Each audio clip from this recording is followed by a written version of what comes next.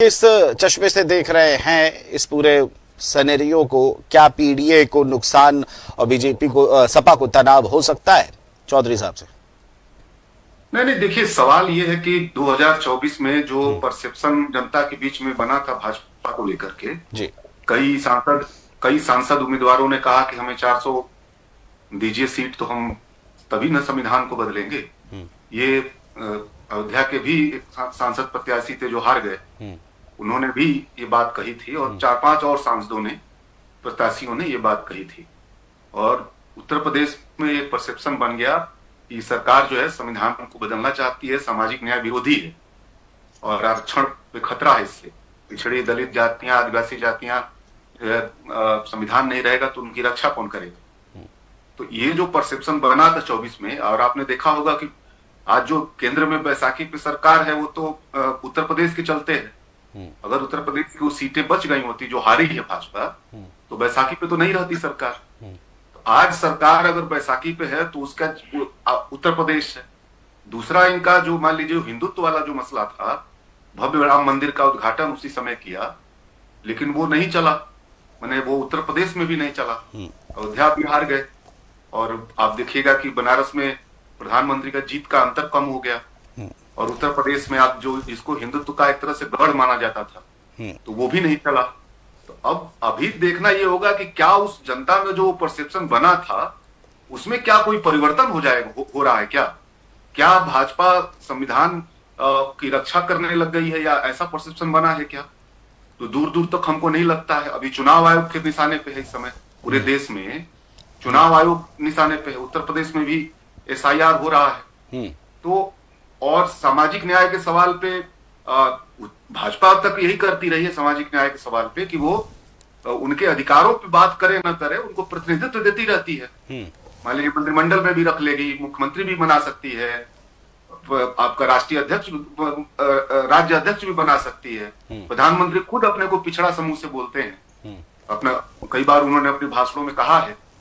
लेकिन सवाल तो है उन सामाजिक समूहों को लेकर के, उनके सामाजिक न्याय के मसले पे बड़ी पहलकदमी लेने का सवाल है। तो क्या वो पहलकदमी लेते हुए दिख रहे हैं? क्या उसमें कोई उन्होंने परिवर्तन किया है?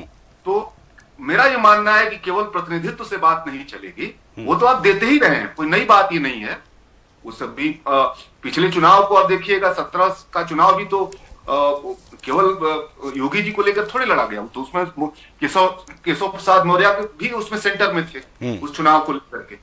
तो ये तो करती ही रही है भाजपा। सवाल ये है कि उस परसेप्शन को क्या बदल पा रही है। हमको लगता है कि अभी उसमें मुश्किल है, वो परसेप्शन को बदल पाना, क्योंकि अभी कई ऐसे मसले हैं जिस पे लगातार सरकार घिरी हुई है, और यही आरोप है कि उस तरह के जो जरूरी कानून है उसको परिवर्तित कर रही है सरकार, संस्थाओं को कंट्रोल कर रही है, ईडी सीबीआई का गलत इस्तेमाल कर रही है, मीडिया का अपने तरीके से उपयोग कर रही है, खास मीडिया का, और चुनाव आयोग को एक तरह से उसने अपने संगठन में तब्दील कर दिया, ये आरोप लग रहे हैं।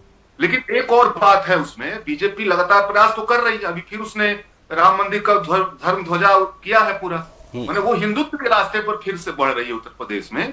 सामाजिक न्याय का सवाल उसके बहुत एजेंडे में नहीं है। अब ये देखना है कि सपा के पक्ष में जो लोग गए थे उस दौर में, लोकसभा के दौर में, ये सोच करके कि सामाजिक न्याय के सवाल पे ही गए थे, बसपा को भी छोड़ के चले गए थे, भाजपा को भी छोड़ के चले गए थे।